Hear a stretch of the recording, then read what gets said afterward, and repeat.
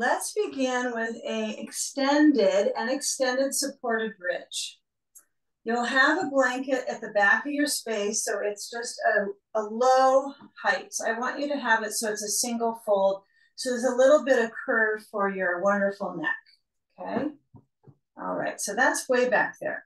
You got a belt buckled up in a big loop, put that to the side yard. The key is the bolster, the blanket at the feet, and a wall space. If you don't have a wall space, it's going to be okay. You're still going to have a great expansive chest opener. So I recommend have a rolled up blanket at the base, maybe at the most a foot away from the wall at the most. And then you're going to scoot to the very end of your bolster. I want you to be at the short end of your bolster. That should be lengthwise on your mat. Sit at that short end, like you're getting onto a sled. Okay, a sled without something to hold on to, so your rear is the very, very edge. Can't explain this enough. It's important for all heights. So as my knees perk up, I'm going to use the wall to support my back muscles, right? So it'll protect my back. Otherwise, I'm kind of flailing in inner space, not outer space. So as you push and reach back, use the wall to kind of push against so that the underbelly of the leg has a sensation. And as you lower back, if you got sand, get it close by. And I want you to lower back so you feel as if, okay, I'm lowering my head to my blanket. Okay. The shoulder blades are hooked up onto the edge of the bolster. So if you're really tall and you decide, okay, I'm not really pushing the wall, I'm just pushing with the balls of my feet.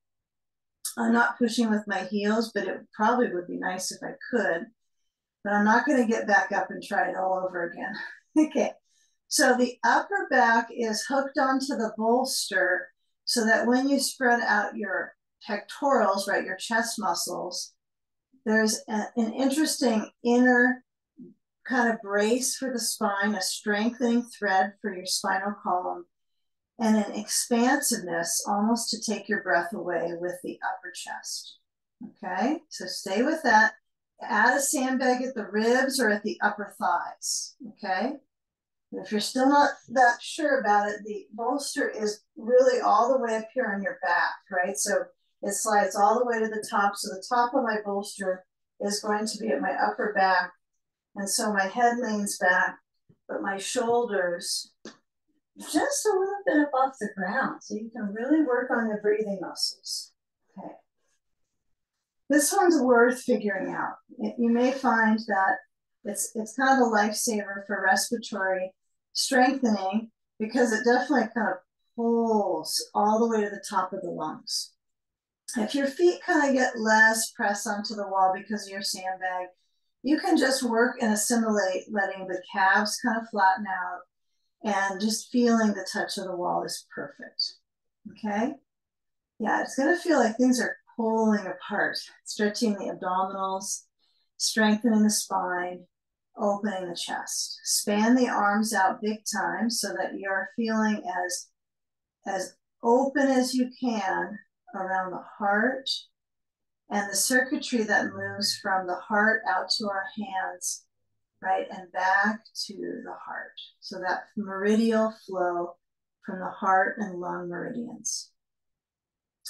Rest the eyes back into the brain and simply begin that period of circulation of in and out breath.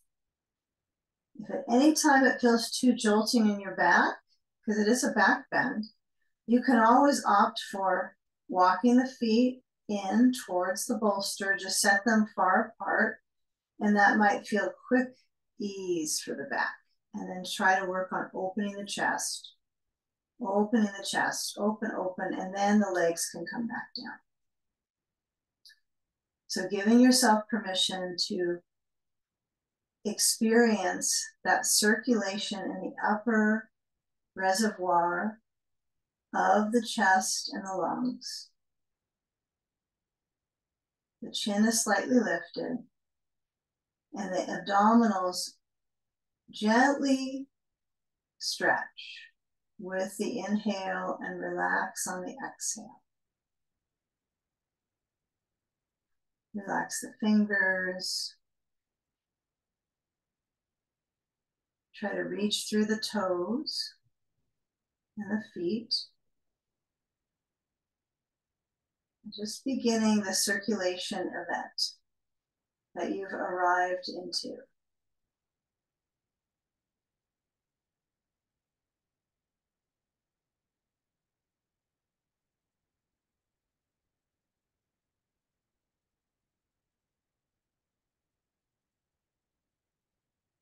Now, maybe you can relax a little bit of the energy of striving, right? Once you get on the props, kind of all of them, even including a wall, you want to use the pose to get into your body, not the body to get into the pose. That is definitely an interesting thing for restoring. So just feeling the benefit of circulation with this bolster below you. And some of us have used bolsters for a long time, so we know that they can be helpful. They can also be disorienting when they push in a different way in the back. So clearly this is more of a lengthwise chest opener, right, versus horizontal on my upper back. So let's switch things around a little bit. So if you've got sand on the thighs, you can move it up to your ribs or to put it to the floor, one or the other. And then taking a cobbler's pose. So walk the feet in as the knees are bending. You're just going to slide the feet or scoot the soles of the feet to each other and the knees out. Okay, and there's some methods of doing this where you actually try to get your feet on the bolster to do this, but I find that's questionable in my knee health. So I'm going to go for the feet on the ground.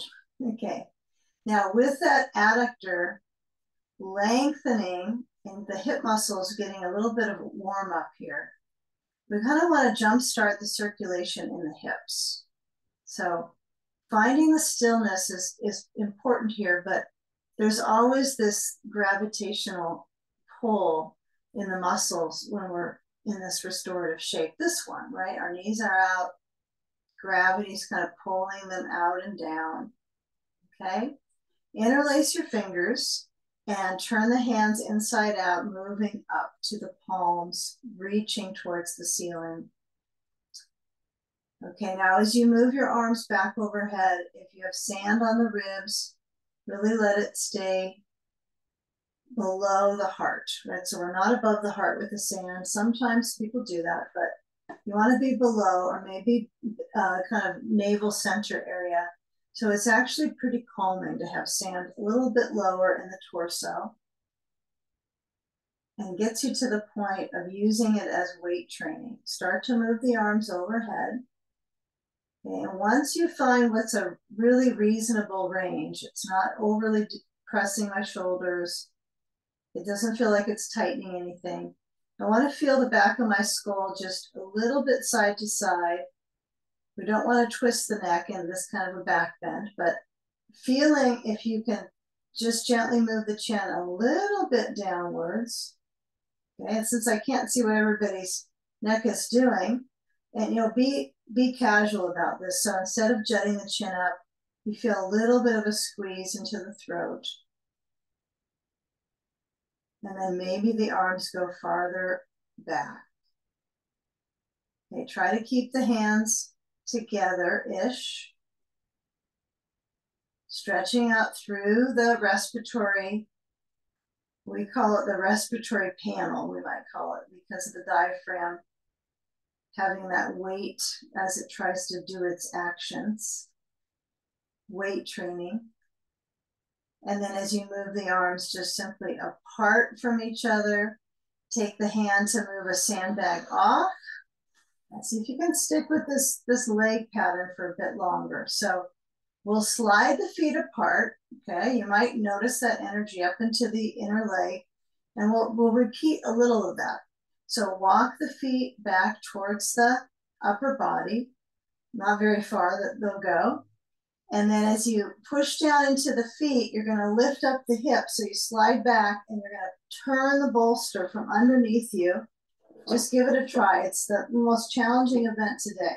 So we turn the bolster, so now it's under the back of my pelvis, horizontal. So if you're not sure, stay on your back, but you're turning the bolster so it's across the back of your pelvis, right? It's easier to show that standing than sitting. But you want it across the pelvis, but your tailbone is definitely at the edge so that it's giving you that proper support in the pelvic floor. So it's quite a bit of a lift. Okay, lower the left foot, cross the right ankle to the left knee, and let that right knee release open. Okay.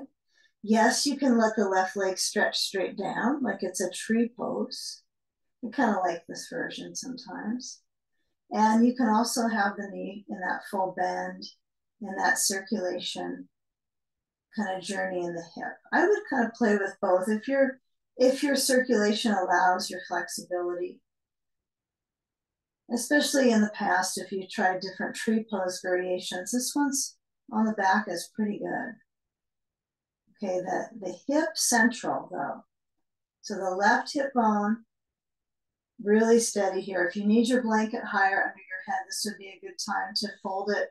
One more fold, pull it in. This is only because your hips are now going to get higher and higher coming up, but some of us will stay with the blanket really low. You know, it's ideal to go as low as you can with comfort, but if you're agitated, then you got to get the blanket up. Okay. So if that knee is moving out, whether my leg is straight down or bending, just take a few moments with that, survey the situation in the hip, feeling the circulation, and then change sides. If your left leg is straight down, see if you can change sides with the leg straight down. Bring the left knee up, and then you're trying to take a little bit of a turn, so you're going to layer the left foot on top of that right lower thigh, just above the knee, and then feel that knee motion open. If it's better for you to have both knees bent to take this position, hook the left ankle to the right knee in what's called figure 4 pose. Okay, so we're going one hip at a time. You know, if the leg is extending, I'm a fan of this one, just to get a feeling of the circulation difference on each inner, right at the top of the leg pit. And many of us have some differences in this pectineus area. It can be severely tight on one side and not the other, and it layers deeper into issues. So this is a good one. Now that's only if the leg is straight that you can work with. If you bend the knee, it doesn't work as well, right? If I position my foot on the floor, knee bending deeply, okay? But you can still layer some inner thigh circulation in here. You can even touch to that upper inner thigh and just notice the muscle, the band. If you change sides to compare, it's probably relatively different because you have one dominant leg over the other. Over the years you live, right, that's going to affect you, perhaps. Okay, so if your leg is straight, let's all meet with the knees bending. Take a block or a ball, anything will do that you can place between the knees. And as you shift the knees back up, give it a lot of space. Like just moments ago, you had feet together, knees out, and you had this. So you had a lot of space here between the knee. So as you move the hips back into kind of a central position to hold the ball, let's just kick the legs straight upside down so you can stack everything up. And then position the ball or the block between the knees. And the block is fine. If you use a block, just make sure that it's the most narrow setting. Hopefully you don't have like a wood block. It's something a little lighter. And anything might work, right? A pretty thick toilet paper roll, if you don't have these props, right? Those things do work. But as you squeeze, I want you to get a feeling of the balance of that verticality. So place a block if you got, and you're just going to push that to the upper thigh so that the legs don't go back overhead. Some of us might find I don't have that problem, but I don't want this leg position to keep pushing to overstretch the back of my pelvis. So what I'm trying to do eventually is to work on loosening up my hips. So just do a little bit of a check there. So the knees are going to stay away from the ribs. Put the block aside, open out through the arms. And then as you bend your knees, start moving side to side with the knees. As you sweep side to side, feel the weight into one hip, one buttock lifts up, and then go slow, there's no hurry, and go to the other side. And notice how the knees will try to go towards the ribs. Mine are getting there. I'm going to try to keep them back. I mean, you could put the block here while you do this, but I think that can be a nuisance. So feel when you go through center that the thighs are away from the ribs. That would be the key. When you go over to the side, it's okay if your knees kind of hook up towards the shoulder. So you stretch your back, okay? You can also just keep them going just side to side. Take about another 10 seconds or so. The feet could be connected. They could be kind of crossing and cuddling together. So ideally, if I just let my feet do whatever they want to do, side by side or kind of cuddling, my lower back is starting to get a nice warm up here. The elbows on the floor are important so that you have some way to kind of bounce off, shifting side to side. Yeah, it's fun to do all these different circulation patterns with our props because your brain might not be as interested, but your insides sure get a workout. A circulation event. Okay, come back in center, please. Okay, and situate yourself so that you're going to get your belt. Okay, and first things first here, we still got this ball thing going on. So make sure your belt is buckled up. You want a big loop. And then as you bring the knees to your chest, take the ball out and scoop up both feet with your belt loop. So you're going to push your feet out wide. Okay. So kind of analyzing the pose data, the collection of poses, right? So we're working back into the hip opening now. Going side to side, kind of smushing into the hip is good too. It's good. It draws water up into the area, brings fluid into the tissues. So as I push out with my feet, I'm going to try to get my ribs to kind of puff up, like I got little robot arms here by the side or kind of T-Rex arms here. But as I push out with the belt, into the belt, I mean, see if you can find the widest span you can go without too much shakiness. So that might mean you kind of have to tailor it to yourself. Be honest, right? There's the reward is that you feel better after the session, not that you're trying to do the most flexible looking thing, but feel that the back muscles, kind of the mid to upper back, sinks into the ground. Okay, from that mid back to the pelvis swings up and stretches. Okay, so now the hips can open up. So you can let the arms be cactus position so that they kind of frame the blanket back here. Just give a few moments to set up the circulation for the leg pits and the groins. And if any of these shapes that we're circulating in are especially good for you, you can always stay in them longer. There's no time limit. Of course, you know that about my teaching, right? We might be here a while, but not forever, right, in the Zoom. Okay, so feel as the feet are pressing that you're starting to feel that the legs are doing the work too. It's not just what's at the end of the leg that holds the belt. You know, you have to have the leg as well. It's important to have it too. So as you bend the knees, like you'd be going into kind of happy baby pose, see if you can reach to the sides of the legs. If you're holding your belt, you're already there. You don't have to join the rest of us on this. But hold the sides just below the knees, and then keep letting the knees move down and a little bit out, and then reach up for the belt. Pull towards your chest, and then hopefully your feet go back together. Okay, they're together again. All right, make sure the belt loop is really, really wide. Okay, so as wide as I could reach the loop towards the crown of my head, or to the crown of my head, not towards. It's usually a good measurement, but we'll find out.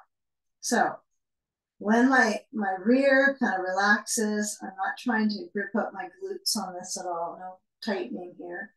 If you've got your sand, I want you to bring it up to the belly, the belly, the lion belly, the lion belly. Okay. Now we're going to lower the left leg down, and if you happen to have that blanket below, it might be nice to have it. You might decide you want the wall under your foot, so you might kind of reset yourself closer to the wall. That can be especially rewarding for this one. And then as you move, and go for it. If you decide to push closer to the wall, you have to kind of get up and reset. It's worth the investment and time to do that. Sand goes on the top of the left thigh, and or the blanket under the calf is good. And then take your belt and place it under the back of your head, not your neck, your head. So the belt would go to the occiput, which is the top of the trapezius, right? It's the insertion. So you might need your belt. It seems a little long for me. It goes a little ambitious on that length. So make sure that the belt, I like it when the tail can be in a place I can pull, personally. So you want to make it so that when you grasp onto the back of your head, the belt's not twisted at that spot. And then using the sand adjusting so that it works in your favor for the circulation in your hamstring. So that might mean that your sand is a little farther down the left thigh. It might mean that it's kind of twisted like a little kitty corner on the thigh, just let it layer horizontal. And if you don't have sand, no problem. That means you probably do want the blankets. You have something to push down onto, and then rest the bones on the left thigh down. Okay. Let the arms stay either heart level or below so that you can continue that traction in the neck. There's no need to try to push the chin to the chest though, right? You want the weight of your brain to relax back into the belt. You can always bend the right knee. You can always opt out of the belt behind your head. If it's just slippy, it just isn't working for you today, you can bring your hands inside the belt to the side of your head and then push back with your hands holding the belt between the webbing of the thumb and the index fingers. It's got to be on both webbings. And then head back on the blanket and stretch the arms back. Now, this is a great one too. I think they're both good. But if you're concerned about the neck or it just doesn't feel right, coming into the shoulder glide, right? So my hand's holding the belt, reaching back. Okay, now with that reach of the hamstring, breathe. Exhaling completely before the next in-breath.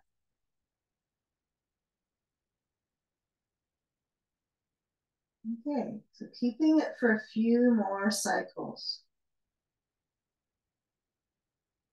And no requirement to try to yank the leg farther back. In fact, if you're with the brain float, it's a little easier, isn't it, for the location of the leg, you're not striving as much.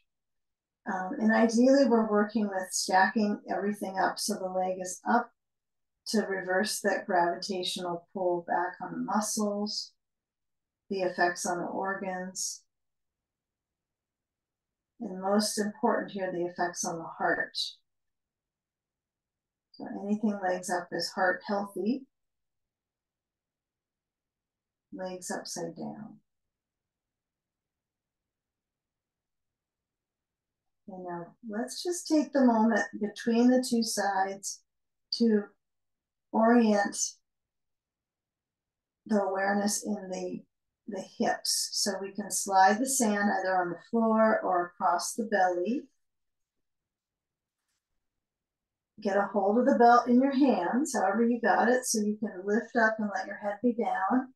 And then taking the left foot up. Now, see if you can hook the hands like those of us that did the shoulder glide, right? We've got this, the webbing between the thumb and the index, the thenar web space. You're going to just let the arm go straight up, right? So straight up, so inverting patience, right? This is all calculated, right? The idea with the science behind the sequence. So you can always pose past though. Okay, switch the side with the leg that's up, right? Switch the leg. Take your time. If it's a challenging knee, you might just really guide it slow and feeling where you can move into the hip and the leg, where it feels like, gosh, I got that to lower down, knee feels fine, pretty good stuff. And then shifting your sand on the top of that right thigh. Make sure you go to a different side. If you were on the other side, as you're on a different leg, that's up. That's key. And just having the pelvis still up on the bolster is clearly supportive. But as you hold on, you can take the belt carefully. Now, do I pull the leg or do I lift my head and then pull the leg? So see if you can pull the leg back a little. Bend your elbows, just carefully get that belt under the back of your head. And then extend a little bit into that left heel. Yeah, should the belt be closer to the ball of the foot or the heel? You know, that's up for discussion. Some schools really are. Well, the only school I'm most familiar with does teach it often with the belt closer to the heel.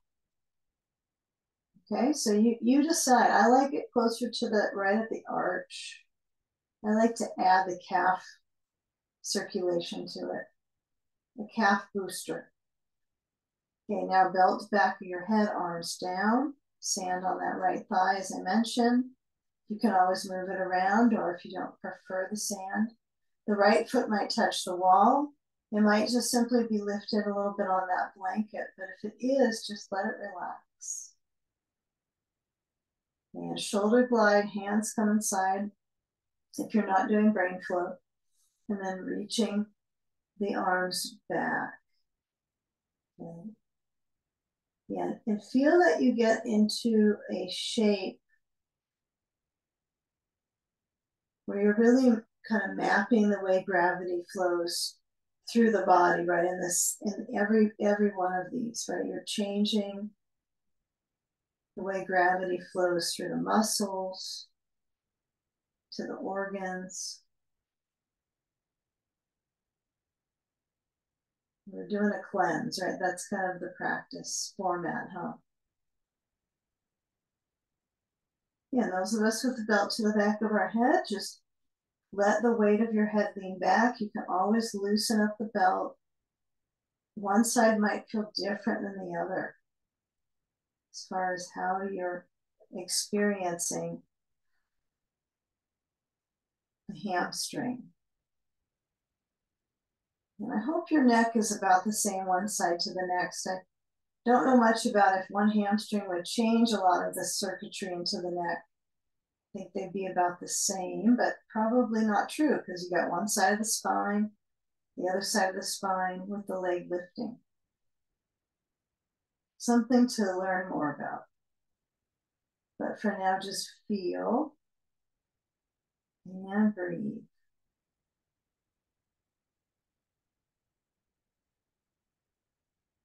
Okay, now feeling where the back of your head leans back, whether you got your head towards the blanket. Maybe you have your head on the blanket, who knows?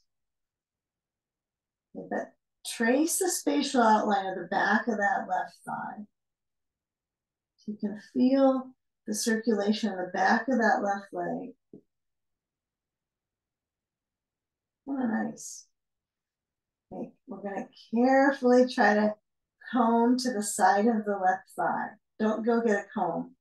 Okay, but the movement, gotta be careful what you say on Zoom, right? We're at home. Don't go get combs. So move the sand to the ground, let it drop, just let it go. Take the belt off the back of your head, holding the belt with the right hand. I want you to feel that, okay, yes, there's awareness in the back line, but as you cross the left leg over to the right, try to flex the foot so the foot doesn't try to turn out. It's kind of tricky, right? And I don't necessarily want it to pivot in a lot either. So maybe the belt closer to the center of your foot is going to be better so that you're not, that top of the foot, you're not twisting it as much. Of course, everyone's got individual circumstances with foot. You might go, well, that doesn't work at all. I have to have my belt at my heel. That's okay. But taking that crossover so that you gain some circulation here in the left hip. Okay. Right, you can put a little bit of touch into it so you get more flow into the hip. That's fine too. And rubbing it to get some circulation deeper into that hip. Draws more blood to the area. Okay, so feel when you bend the left knee. Just feel when you hook into that knee so you bend. You still have resistance with the hand holding onto the belt. Okay, and now take a little fuller of a bend as if you're getting your thigh towards your chest. And then slide the right foot in. Take your time to get the right foot up into the belt. And then change sides. Now the left leg, the bottom leg can have a lot of freedom. You can walk your foot in and shift. I didn't mention that last side. And I can tell how important it is. So change the hold on the belt with the opposite hand. So this hand can take a break. Open and close, relax it out. And then starting to guide that side, so cross fiber stretch into the leg. Yeah, you might be happy to let the bottom leg just be, on the blanket. It might work out for you. But just know if you want to bend it and put it on the floor with the foot kind of turned to the other side, the bottom leg, it'll give you a little more play in the hip. I definitely have more range if my bottom leg is bending. I'm not so concerned. I'm interested in just kind of increasing that circulation into my hip, working my way through the lower back of the pelvis. Now that sacral, that lumbosacral area is a little bit of pull here. I think the lumbar should feel really safe because the bolster supporting. Okay, now as you take a bend of the right knee, it's going to draw towards your chest. Okay. All right, let's take the belt off and let's take our way over to side sage. So you can bring the the feet to the floor. You might take this version, feet and then turn. I like to have the feet up though sometimes, and then I just kind of feel more harmonious with the turn. So I just roll left, roll, roll, roll. You can have your feet on the ground or your feet up, and then come down off the bolster for a mini moment. And you're just going to move your bolster so it's across the mat, of course, but take your other blanket at the base. You can either put this blanket under your hip here if you need more padding. You can also put the blanket so you can stack them up on the other side of your bolster. So you got some space here between your bolster and the blanket. This is enough space for the arm. You don't want too much space, just like a slot for the arm. That's it. Okay, get a ball and a sandbag. Okay, if you don't have sand, don't worry, you just skip that instruction, huh? My left hip is on the ground. It's not on the bolster. And I like a block. I like 2 nowadays on the other side of my blankets. Okay. All right, take off into side sage.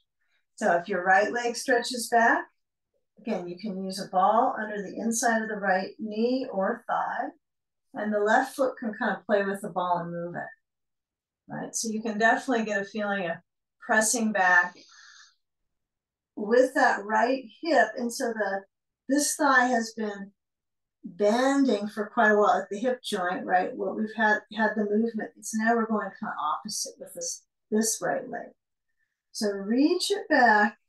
Sand on the hip might be really appropriate for where we came from before this pose, right? And then as the right arm reaches, see what happens if your side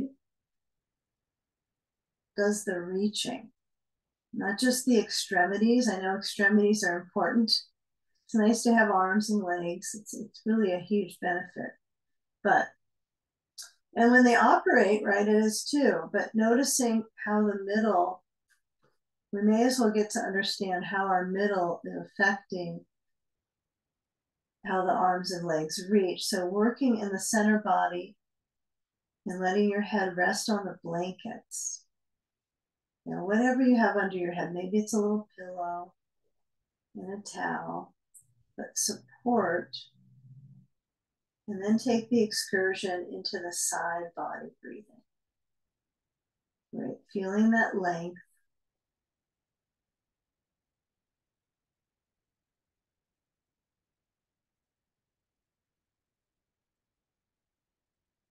With the left arm that's on the ground, fully on the ground, not on a blanket, there's parts of it that are kind of pinched up on the bolster, right? You can tell like armpit chest is pretty close. There might be a little part of the shoulder that's slightly touching into the bolster.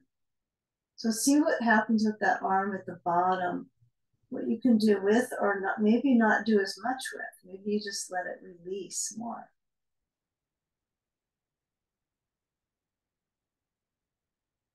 And simply be the receiver of the pose. The weight of your head relax more.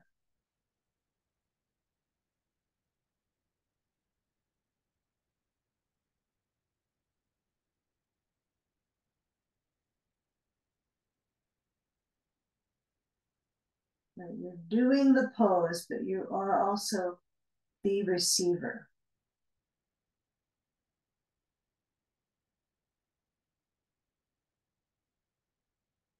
Now the upper arm could be on the side, your side. Could be resting onto the bolster.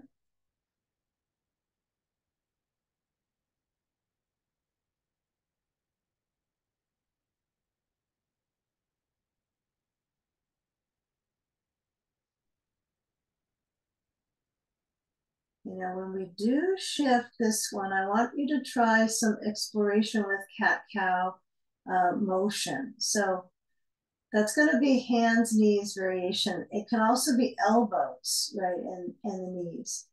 So just let that sand roll off and then roll the left rib cage down and taking a shape so that you're on knees. Now, if you need to have a blanket under your knees, this is a good time to grab one of those. It's not a lengthy cycle, but you might want something unless your floor is just plenty padded.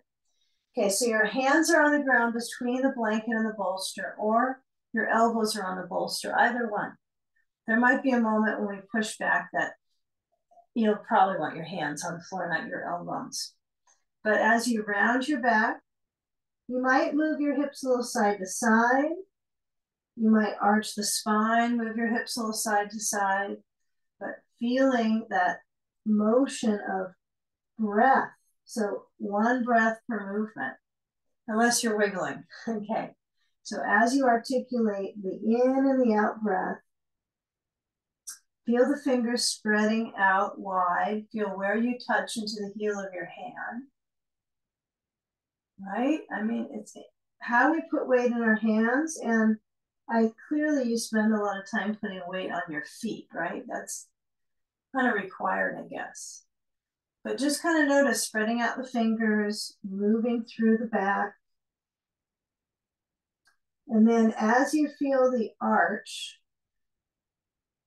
Feel what comes of the toes hooking under. So if you're not close to the wall, just scoot back so you're right up to it. So you'll reach your heels up the wall when you come up. If the bolster's kind of in your way, you might notice it's kind of an interesting stretch when it's really close to your forearms. I'm not a big fan of this, but I know it's good for me. So when I lift up and I have the stretch in my forearms, it's a battle, right, for my shoulder flexibility. So if you decide, well, the bolster's too close, just push it back. Okay. Now we got the heels with a little lift, maybe. You can always pose pass. No one has to do this, but stretch the hands a little farther forward. See if you can feel that outstretched strength. This isn't like an outstretched moment of wee, right? I got flexibility. It's a blend of flexibility and strength. It's everything, isn't it? Okay, see if you can just tread out through the feet, alternate bending the knees, let the heel touch the wall each time.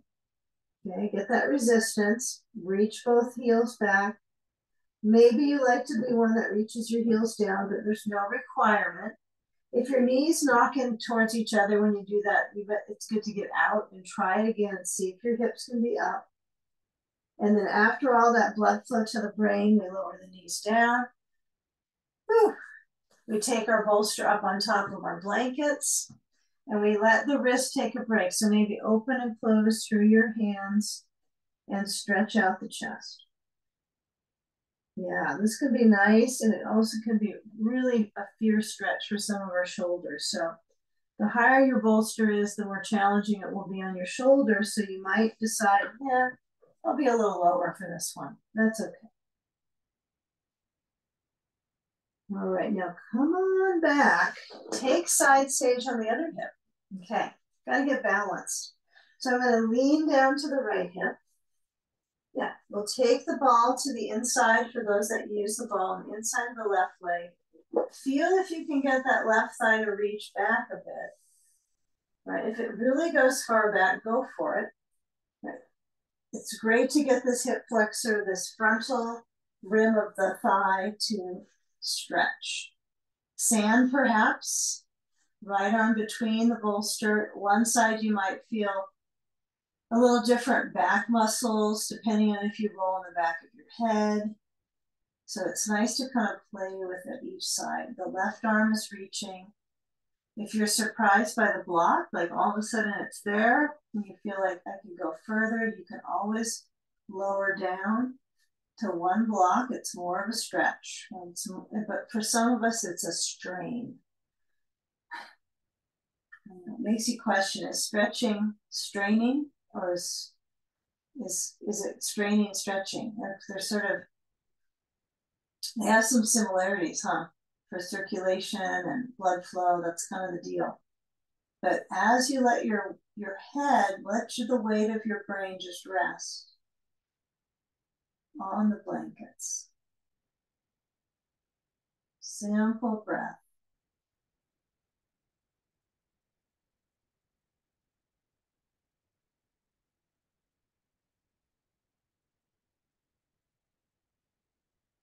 And just feeling where the ribs move. I think they move out, but some of us might breathe when our ribs kind of pull up tight to the top of us. So it's just something to notice when we spread out the body on the props. You're probably better, you have a little more capacity to feel that rib expansion, the elasticity of the ribs, because you're pushing on something, but you're also able to let the other side of the body expand. Okay, so if something's under you to push you up, the body kind of blossoms, right? The ribs, that doesn't make a lot of sense with ribs, but that's kind of what I'm thinking, right? So with a rib space, what I'm thinking is not what you're thinking, but that's okay. The descriptions work sometimes. Now, if the sand is kind of pulling you back, I kind of like that on occasion to feel that the sand gives me this traction. Of course, I can reorient the sandbag anytime or don't have it. Right? The breath will get you to move. Use the breath as a stretching tool. Take a few more breaths here.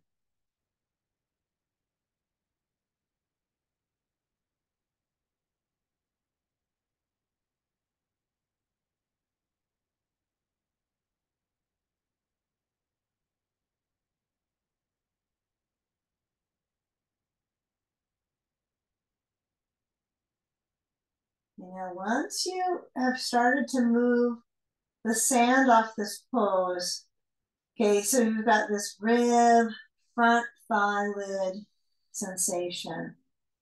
Okay, let's try to stay with some of that. We're going to go from moving here over to where we just kind of were, but now we're going to be here, huh? Where were we? Now we're here.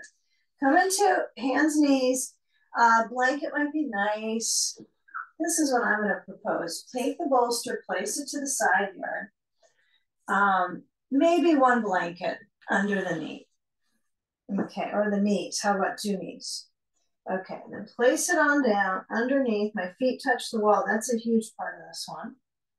Hands stretch forward, and then let the hips reach and the chest lift. Okay, now kind of try to relax your idea of how this should look. Go with feel. So the hands are wide on the mat. When you move forward, you want to process this challenge. Could be your lower back area.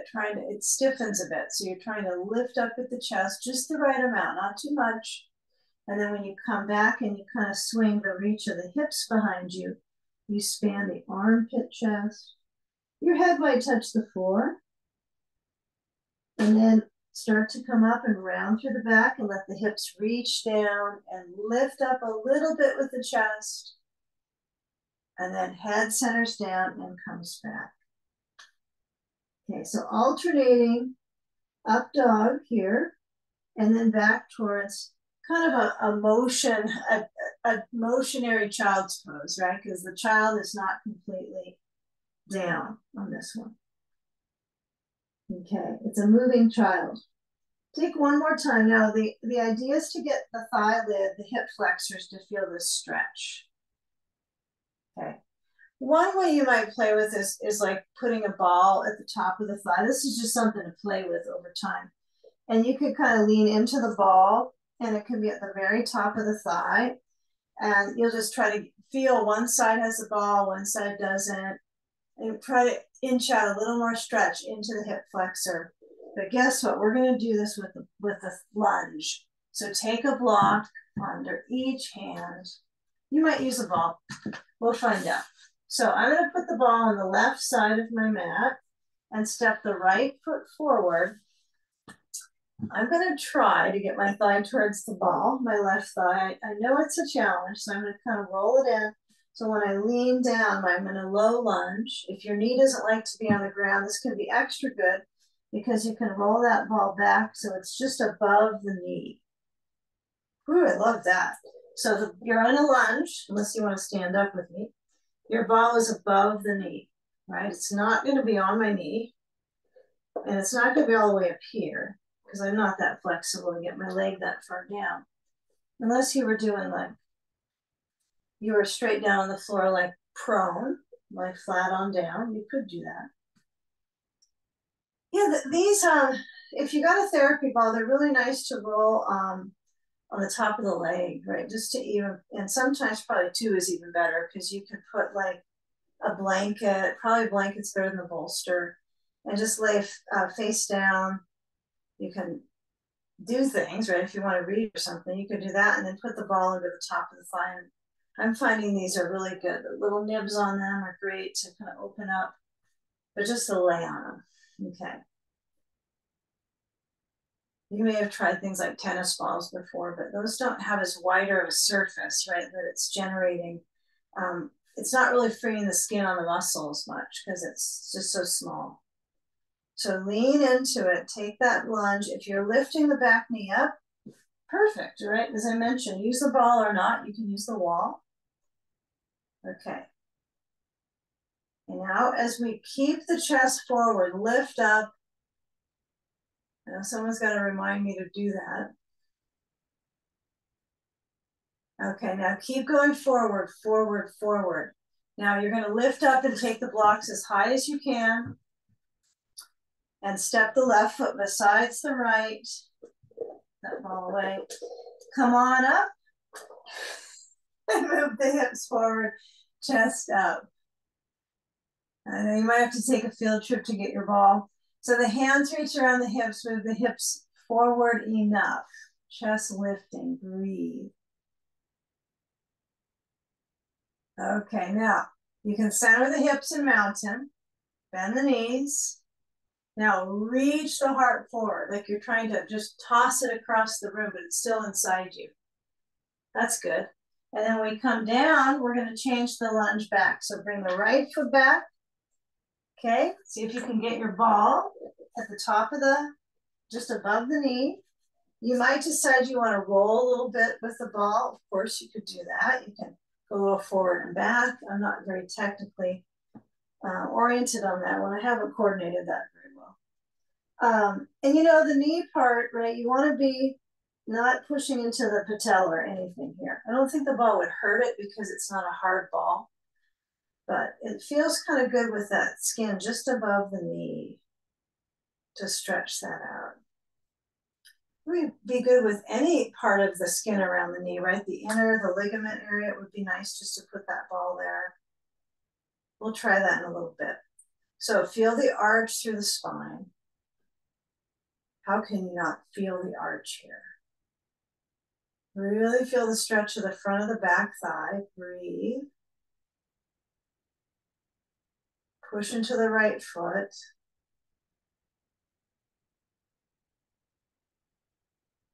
Okay, now as you feel that arch, we're going to add into a pigeon pose. Okay?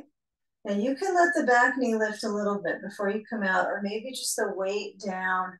For me, that helps me kind of free up that skin a little bit, which is definitely, you know, I mean, the skin at the front and the skin at the back is probably equally tense. You just feel it different in the front because of the psoas, the abdominals, the organs above it, you know. The back is just a hamstring. Okay, so now as you come up, take your bolster across your mat, horizontal it goes. You don't need your ball, unless you just don't want to get rid of it. You can always keep it there, I guess. But you're going to move your left foot across the mat. So toe, heel, toes, heel to the right side of the mat with your left foot. Now you could put the ball under your left thigh as you come down into pigeon. This might feel so easy though, like, wow, this just makes it simple. But it could feel really good on the coordination of the nerves, right? The nerve endings, the sensation when you lean down your knee to the floor. This to me gives me a little higher stretch in my right thigh because you're kind of you're in almost king pigeon. King pigeon would be my foot on my head, but I'm not quite there. But I'm getting this nice stretch in this right thigh. Some of you might find this isn't the pigeon pose you wanted. You could put the ball, have it not even under your rear, and go farther forward and down. And this is going to feel more in the hip, the left hip. The other one's more in the hip flexor. So just depends on what you want the work to be on. If you sit on the ball, it might feel like, oh, all of a sudden I get my right thigh to stretch. Okay, you choose. Using the pose to get into your body, how it's helpful for you. Okay, so taking a few moments here, and if you're higher up and you're sitting on a ball, you might work with, the strength in your back, trying to go higher up. You might be shocked how kind of rigid this thigh can feel. You might kind of sink into the ball a bit. I don't recommend bending the back knee if you're high up like this, right? If you're low and down, you can bend the back knee because you're already tilting with the lower pigeon or the sleeping pigeon. Okay, now get ready to switch sides. If you're on the ball, I think this could be tricky. Have to get the ball out. Sit and then bring the right leg forward and change sides. Maybe I could have passed the ball to the other rear, but coordination is sometimes needs practice. So ball under right buttock, perhaps.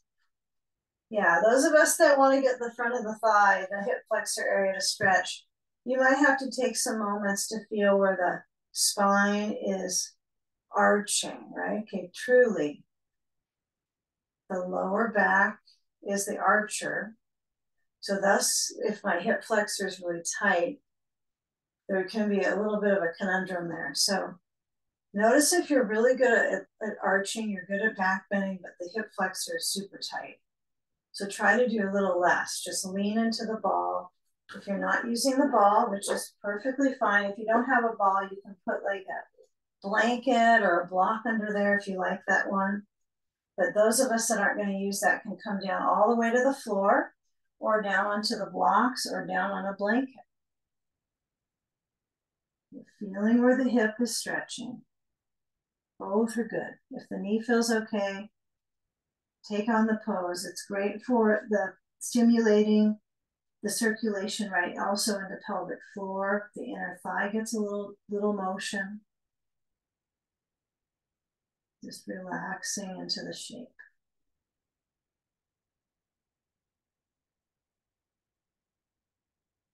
If the back foot touches the wall, you might just keep it a light touch. Sometimes your foot can lift up a little bit. That can be nice.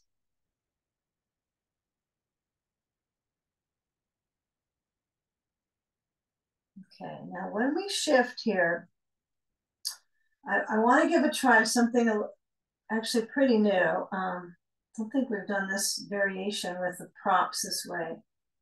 So really get a feel where the hip health is, the healthy hip.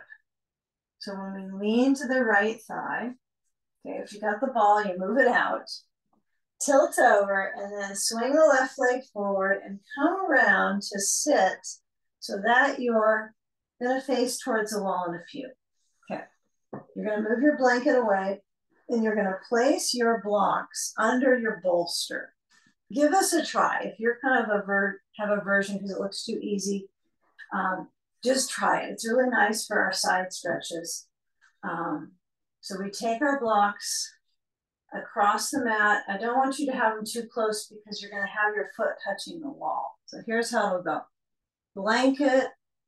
I'm going to stack two. I'm going to make it extra elementary. Okay. Then I have my bolster on my blocks. Okay, so my bolster is on top of two blocks. The blocks have to be high though. You can't have them low because your leg won't fit underneath. Okay, so kind of do a little measurement here and you get extra credit for trying this one. Okay, so you've got your two blankies, or you can do one if it seems too elementary for you. That's fine. You got sand, you go to the left side with the sand. Just push your belt away. You're kind of done with that. All right, so you're going to stretch the right leg under, and you're going to have to get your blankets close enough so that you can touch the wall with your right foot. Okay, so left knee bends, right foot touches the wall. I'm going to scoot everything down towards the wall so I can sit on my blanket. My right foot touches the wall. Bolster is on the blocks. The only challenge I see with the knee on this one is that you want to keep your foot so the foot stretches straight up. It's not turning out, not turning in. This is the beauty of the wall for this one. But some of us feel like that's a weird knee stretch.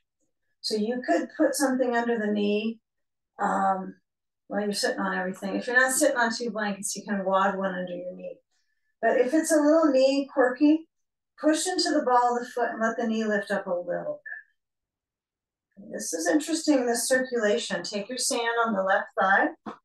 I guess you could put your ball under your knee. That's just too much for me to put under my knee. Okay, now lean into the bolster. See, this feels pretty easy, huh? You can push it farther forward to the wall. Right hand holds your head. Your left hand reaches maybe to the wall. I can't quite get there. And your ribs turn to the left. But the sand is on the left thigh. Okay. Again, if the knee is kind of feeling like this is weird, Push into the foot, look at the foot, make sure it's not turning out now. Straight up, big toe. And then as you feel that turn, the left arm can either reach, maybe you touch the wall, or this is where I'll go, is just let my arm release behind my back. So lean into the bolster, right? Let the elbow touch down, breathe. Big side stretch. Let's take about another 30 to 45 seconds here. Feeling that left side with the breath stretching into that side.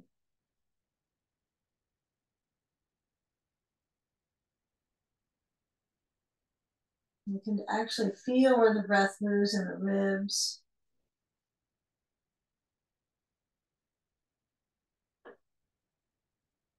It's snowing here. It's definitely snowing outside, my goodness.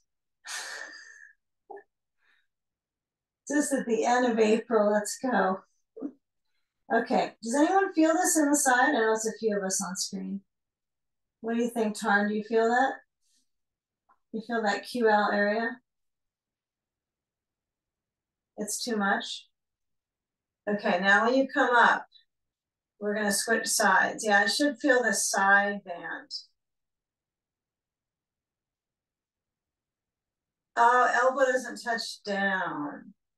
Ah, so if you sit on more height or you put something on your bolster, right? Get more height under your seat. I see you can sit on the ground and it's better for you. Okay. All right, so that does say a lot, doesn't it, on this instruction. So coming out and go to the other side. I'm going to try it without 2 blankets to see what happens. Yeah, because it will make it more of a pull. I suppose the elementary version is not more blankets. It's not, is it? Because you're farther from the bolster. Okay, get a clue, lady. All right, so, and one thing you might try though if you're lower is you might need a ball under your knee, right? You might find that knee needs something under it. So if you need a ball under the right knee, and then lean to the left side, left foot touches the wall, and then extend over. That just shows you how much instruction you should take seriously, doesn't it? You can collaborate between yourselves in the class, that's okay. So if my elbow touches to the bolster, that's kind of key though, isn't it, on this one, is this touch down. Of course, you could put the bolster higher. You could put the block higher. You could use a chair seat. That's the wonder of doing the chair work. How to get back to that chair class. Okay, so as I lean in, I'm trying to stretch through the side band. For me, I've got a lower blanket on this side. I'm just trying it. The ball is under my right knee, and then my arm reaches over. Okay, so yeah, this is good stuff, right? All this circulation and these side muscles, the abdominals, the posterior core. Whew. Yeah, and some caution here with the, the lumbosacral and the upper junction here. You want to find that you can breathe with it, right? So some of you might find, oh, I go a little lower. Tarn's idea was magnificent. Okay. So when we reach, you choose. Turn the waist, stretch the arm, take a few more breaths. It's temporary, right? It's all temporary. So if you decide to come out, come out. The left foot pushing the wall, I think, is brilliant. I love this press and counter spin. Okay. Okay, now come on up. Woo. Take a change here. Take the blocks out. All right. Take a bolster at the base of the wall. Take off your sand. Slide your feet up onto the bolster and get a ball now, right? If you don't have a ball now, you can use your windshield wiper one. This is what you can do, windshield wiper. If you've got a ball, I want you to put it at the sacrum though, right at the base of the spine first to kind of release. And so it's the base of the spine, okay? Take it there first, step your feet wide. If you decide feet on the bolster is not good enough, you can put them up at the wall because that sometimes feels so much better on this one. kind of surprising, the difference. Mostly the knees are alleviated from the extra little turn on the knee joint itself. They're sensitive. Okay, now move the ball to the right buttock, and you're going to smush and massage into the glute. If your feet are up on the wall, it might be a little tricky. You might decide to put at least one foot on the bolster or both. Or again, you could stay with one lifting, but take that pressure onto the ball. And if you don't have a therapy ball or the squishy one, you could use a tennis ball for this one. You know, you just put it on a glute medial border. So you're gonna roll the ball in from the upper outer, you know, hip, greater trochanter, and then locate where it's a tight area. That's not hard to do with the smaller ball. But really work on gliding across the tissue so you get more, it moves fluid in and around, right? It quickly moves the fluid into that area, so then when we stretch it, it's all warmed up. Okay. Now change sides. Bring the ball. If you have no ball, you got no ball at all, you could windshield wiper again. You could keep going this way. Feet are on the bolster though, not on the wall. Windshield wiper. Okay, you can do that for minutes, right? But go slow. With the ball, you're pushing and you're trying to free the skin around the musculature, really. So you're touring around the muscle and the glute. So I like the ball closer to the border of my rear and my hip. That feels like an area to really work towards kind of freeing up.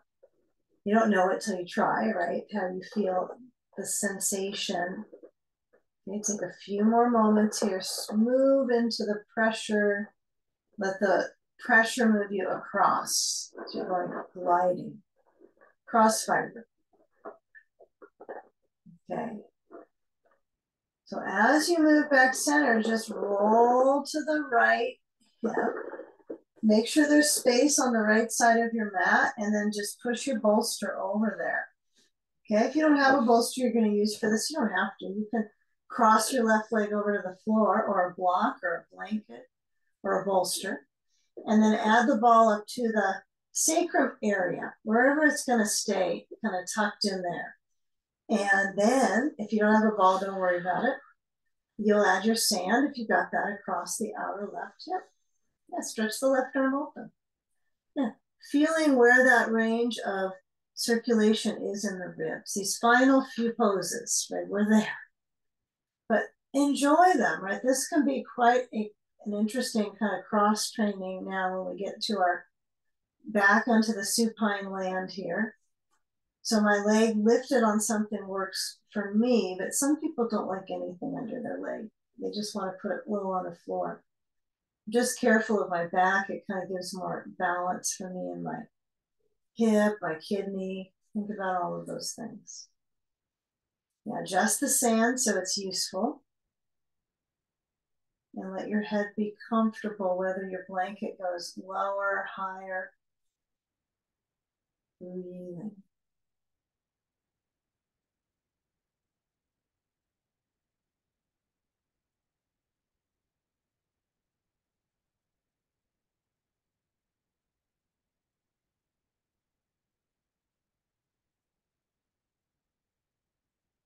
Now feeling the circulation in the upper chest from the heart out to the arm.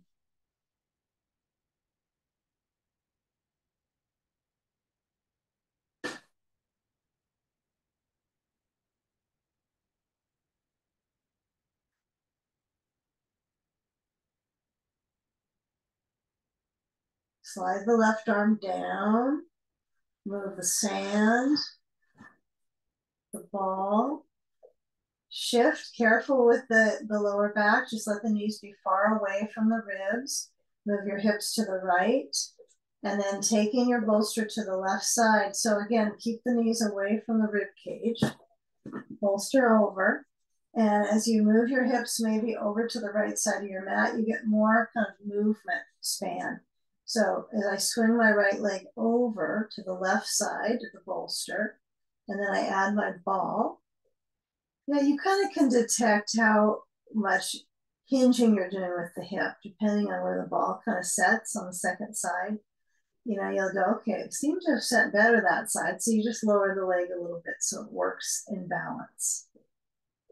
Unless you're taping yourself and you can see exactly, not taping like tape, but you're recording it. I don't think anybody is, but I wonder if you can do that on Zoom, your own thing. I'm not sure. I don't think participants can do that. Anyway, so as you put your sand on the outer thigh, you might put it on thigh itself. You might put on hip. You might love the sand on the armpit area. This feels so good for some of us that are forward, have activities that are really hinging forward a lot in the pec. So that could be so nice, such an unusual way to get the stretch with a weight on it, okay? But let your head turn to the right, feel the elbow touch down, and breathe. Okay, the left hand could be anywhere that's comfortable, whether it's where you're breathing or resting on the sandbag or on the floor.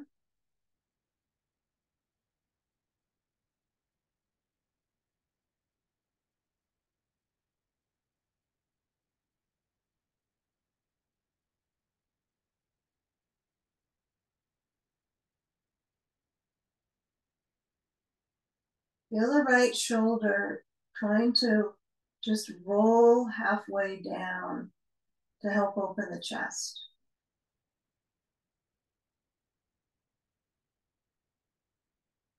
Yeah, it may seem like it's kind of temporary, but in the moment, that's when you really work on being in the moment with how your body receives the benefits from the pose. Just in the moment. That's all you got.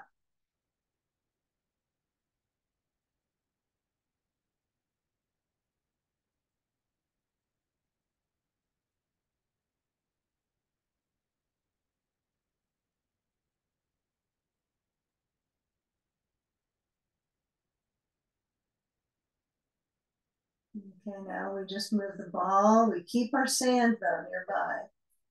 Just slide it to the side, closing our body towards the wall now. So you might feel most comfortable just to keep the back in this nice circulation and expansiveness instead of squeezing the knees in. Some of you might want to squeeze your knees in. It's up to you. But you'll roll to the side at some point and then place your bolster right up to the wall. If you're a little worried about this much height under your pelvis, you can always use one blanket, and it can be in like a quarter fold. You can use one or two blankets stacked up if this just seems too advanced to get that height and hold it. Some people, it's a lot. It's a hamstring range of motion you have to get upside down anyway on this pose. So there's a little requirement. There's a little prerequisite. So less height will make it easier. And you can also put your legs up on a chair. So lean your body weight on one side of the bolster. The rear is close to the wall. And then I find that I need to get my arm under and my head down before my legs swing up. That works for me. Some people are able to swing their legs and at the same time drop their head, but I don't want to get knocked out. So I'll get my head down and then I'm just comfortable. I'm trying to get more casual with it where it's just about the inversion. It's not about the perfection of touching all the parts in this specific spot. I do prefer to be in the middle of my bolster, though. I have to admit that. I have sort of a hope for that. If you've been practicing on your bolster for a while, it's probably going to have a tiny bit of a dent in the middle, so you'll find your perfect spot on it. And then if you've got sand, you can place it on the soles of the feet, or you can simply place it on your belly. It's pacifying, right, to have it on the belly. So if you have a couple sandbags, you can do that. You can have one here, you can have one at the feet. If you're concerned about your knees pushing in too much, you can always put a ball between. But I would be a little cautious on that. You might not make it so hard, so challenging for yourself. It's just kind of there. It doesn't have to be wedged fully to the wall. But this is really pretty good for my hips. I tend in time, I can see that my standing habit comes in.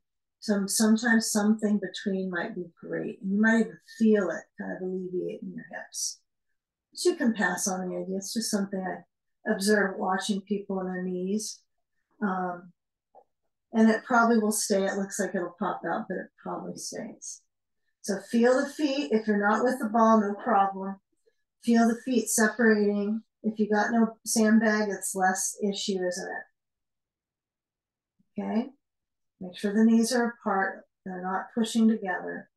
And then the arms are in goalpost. Arms resting, shoulders centering, chest open. And let the moments layer in that you can feature just the skill of your breathing, the in and out breath, the relaxation for your heart. Can you even feel that transition of the heart slowing down?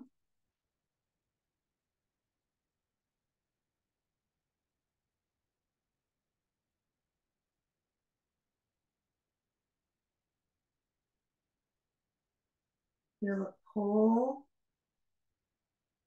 of the earth on your exhale, right? As you exhale, drawing back to the floor, legs up to the sky.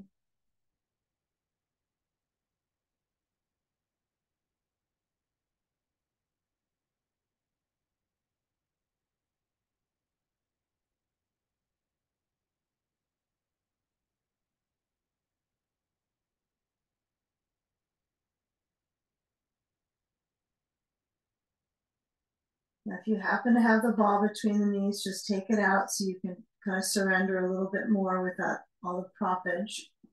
If you got sand on the feet, take the sand off, but bring the legs straight up again.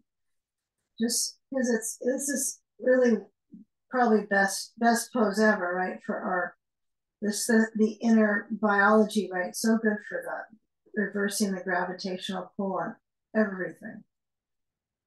Not just the muscles, but clearly the heart, the lungs, the brain.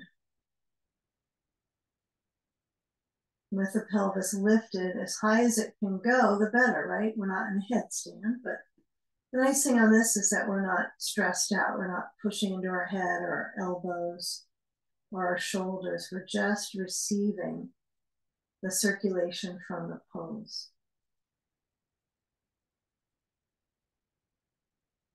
And let the knees be a completely receptive to also, right, less inflammation. Although if you have inflammation, you might notice it on one side or on the other. You will notice that fluid retention flushes out. Feet get tingly usually. That's when you know that's happened. But that just means that there's no blood pressure right in the feet, especially when you don't have sand. So when we take away this pose, we're going to just bend the knees, hinge at the hips, and just take a moment rocking a little side to side. You choose your pace of coming out. But as you roll, feel the back stretch all the way and come up. Take a little mini moment here with the hips on height and the back muscles surrendering slightly as the hands reach up to your heart center. Feel the palm to palm. And as you unite your breath inside, breathing in, and as you exhale,